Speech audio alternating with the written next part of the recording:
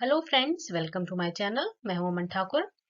आज की वीडियो में हम बात करेंगे HPCL रिक्रूटमेंट 2024 के नोटिफिकेशन के बारे में।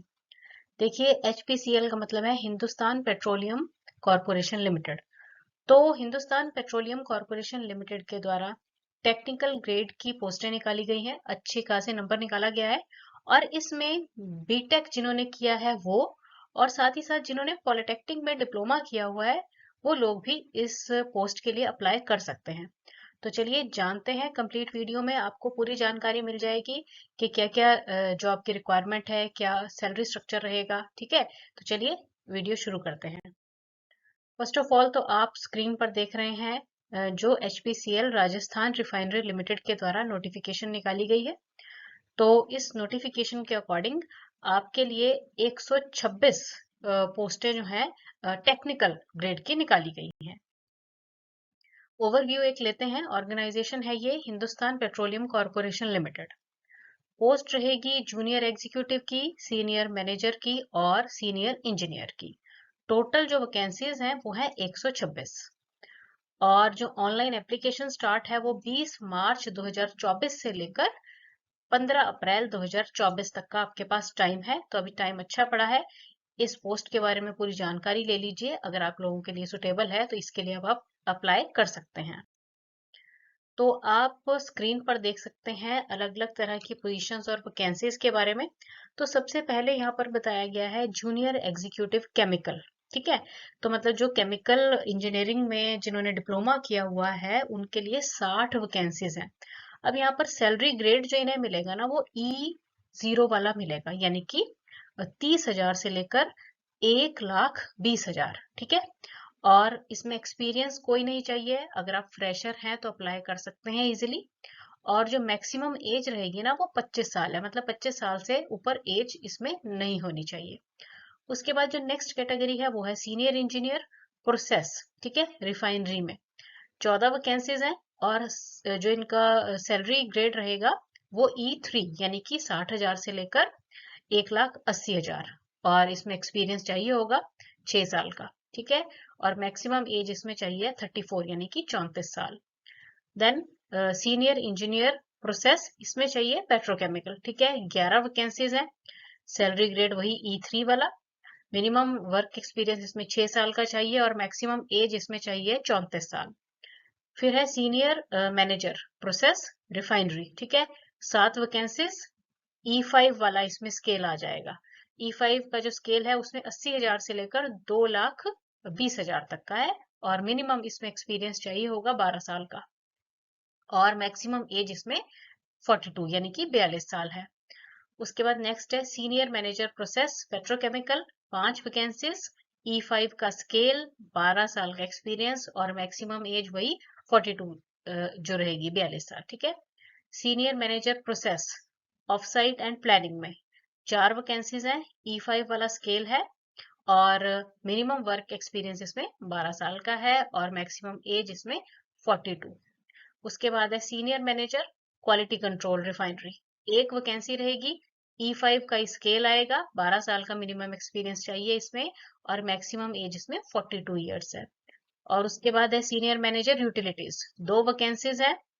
और जो सैलरी ग्रेड है वो E5 ही है, यानी कि 80,000 से लेकर 2,20,000 वाला।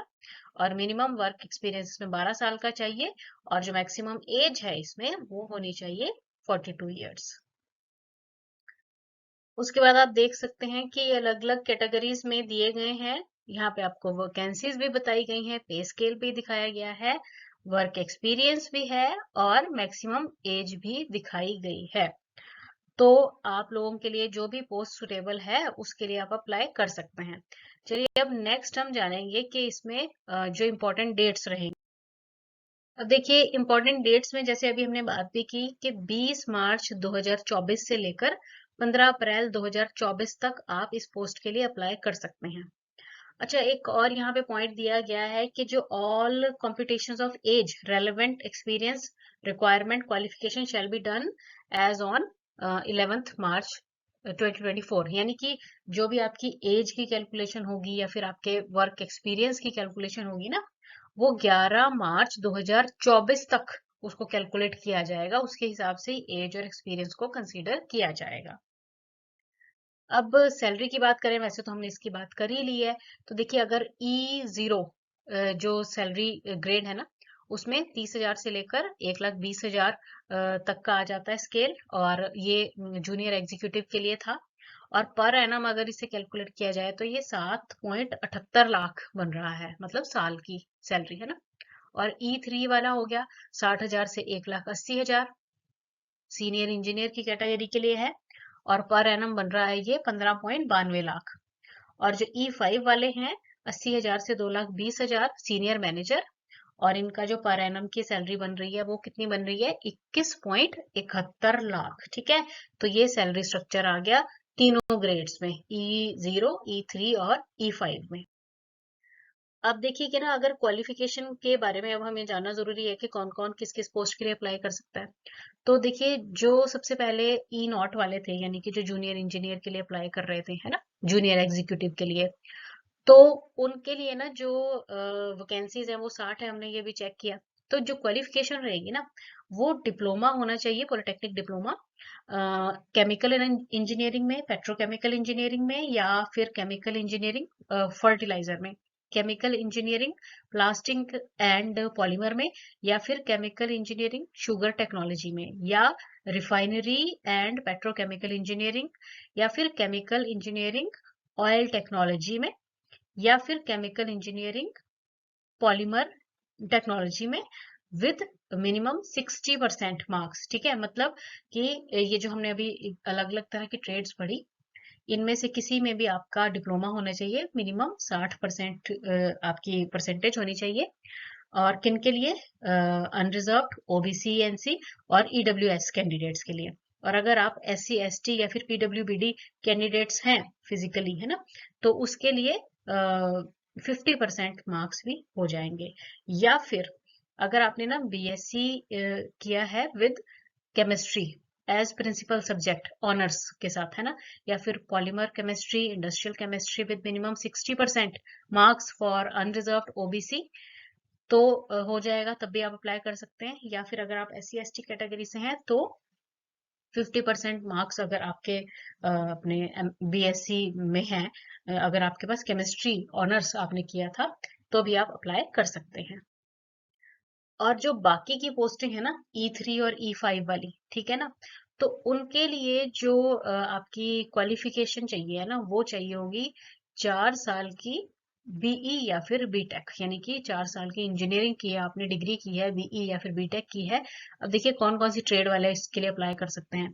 केमिकल में की है, petrochemical, polymer, mechanical, mechanical and production, production electrical, electrical and electronics, then fire engineering and fire and safety engineering में अगर आपने ये अपनी बीई या फिर बीटेक की है, 60% मिनिमम मार्क्स चाहिए हैं अनरिजर्व्ड ओबीसी और ईडब्ल्यूएस के लिए, और 50% चाहिए एससी एसटी और पीडब्ल्यूबीडी के लिए। ठीक है ना, तब भी आप E3 या फिर E5 वाला जो ग्रेड है उसके लिए अप्लाई कर सकते हैं।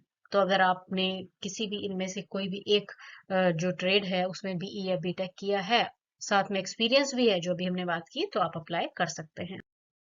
चलिए अब नेक्स्ट बात करेंगे कि क्या प्रोसेस रहेगा सिलेक्शन का। तो देखिए जो सिलेक्शन का प्रोसेस रहेगा ना, उसमें एक तो कंप्यूटर बेस्ड टेस्ट होगा पहले तो आपका, ठीक है, और उसके बाद स्किल टेस्ट वगैरह होगा, और एक पर्सनल इंटरव्यू होगी। तो सबसे पहले जो E0 वाले हैं, E0 वाले हैं, यानी कि जो हमारे जूनियर एग्जीक्यूटिव थे, तो उनके लिए जो कंप्यूटर बेस्ड टेस्ट रहेगा ना, उसमें जनरल एप्टीट्यूड आएगा। एप्टीट्यूड में क्या होएगा, जो मोस्टली हर एक एग्जाम में आप तैयारी करते ही हैं, logical reasoning, data interpretation, then aptitude वगैरह, जनरल एप्टीट्यूड है ना, then test of English language, तो ये सारी आप तैयारी कर लेंगे। ये आपका कंप्यूटर बेस्ड टेस्ट होएगा। उसके बाद एक स्किल टेस्ट है, जिसमें मिनिमम क्वालिफाइंग मार्क्स रहेंगे 40% फॉर अनरिजर्व्ड, और 33.33% फॉर SC ST और PWBD और OBC के लिए। और उसके बाद होगी एक पर्सनल इंटरव्यू, ठीक है, और उसके बाद हो जाएगा सिलेक्शन। और अगर E3 या E5 के लिए आप अप्लाई करना चाहते हैं, तो उसमें आपका नॉर्मली एक तो टेक्निकल कॉम्पिटेंसी इंटरव्यू होगा पहले तो, ठीक है, टेक्निकल कॉम्पिटेंसी इंटरव्यू के बाद आपका एक बिहेवियरल कॉम्पिटेंसी इंटरव्यू रहेगा, मतलब दोनों इंटरव्यू ही होंगे। इसमें फिर रिटन टेस्ट नहीं देना पड़ेगा, रिटन आई मीन टू से मतलब कंप्यूटर बेस्ड टेस्ट इसमें इस कैटेगरी के लिए नहीं देना पड़ेगा, क्योंकि देखिए इनमें ऑलरेडी एक्सपीरियंस काउंट है ना, तो इसलिए टेस्ट यहाँ नहीं देना पड़ेगा, सिंपली इंटरव्यूज ही होंगी 2 लेवल पे, ठीक है, और उसके बाद सिलेक्शन हो जाएगी। अच्छा, अब इसमें बात करेंगे कि फी कितनी देनी पड़ेगी। तो देखिए जो SC ST और PWBD है ना, यानी कि SC ST और जो फिजिकली हैंडीकैप्ड कैंडिडेट्स रहेंगे उन्हें तो कोई फी नहीं देनी पड़ेगी, एग्जम्पशन है। पर जो OBC है और अनरिजर्व्ड है और EWS कैंडिडेट्स है ना, उन्हें फी देनी पड़ेगी कितनी, 1180 रुपए, जिसमें 1000 रुपए तो एप्लीकेशन फी है और 18% GST जो 180 रुपए हो गया, तो यानी कि टोटल जो है 1180 रुपए फीस लगेगी। तो जब आप अप्लाई करेंगे तो ऑनलाइन ही ये फीस भी आपको अप्लाई करनी पड़ेगी। अब इसका एंड में हम देखेंगे कि क्या प्रोसीजर रहेगा, कैसे इसके लिए अप्लाई कर सकते हैं। तो आप ऑफिशियल वेबसाइट पे जाएंगे फर्स्ट ऑफ ऑल तो www.hrrl.in पे, ठीक है। उसके बाद करंट ओपनिंग्स सेक्शन में जाएंगे और सिलेक्ट करेंगे click here to apply link पे, ठीक है, जॉब पोजीशन वाले लिंक पे। उसके बाद पोजीशन को, जो भी पोजीशन है उस पे आप चेक कर लेंगे, आपको ये इसका PDF भी खुल जाएगा, है ना, वो चेक कर लेना, आपने कंप्लीट नॉलेज उसमें मिल जाएगी। और फिर एप्लीकेशन फॉर्म वगैरह फिल कर देना है, जो जो रिक्वायरमेंट उन्होंने दी है उसके हिसाब से।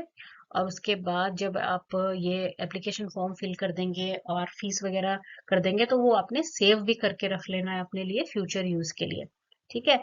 तो अब चेक कर लीजिए इसका, आप नोटिफिकेशन पे जाइए, गूगल पे जाइए चाहे तो, और इसका जो PDF है उस पे चेक कर लीजिए कि ये जॉब अगर आप लोगों के लिए सुटेबल है तो आप इसके लिए अप्लाई कर सकते हैं। Thanks for watching the video and best of luck.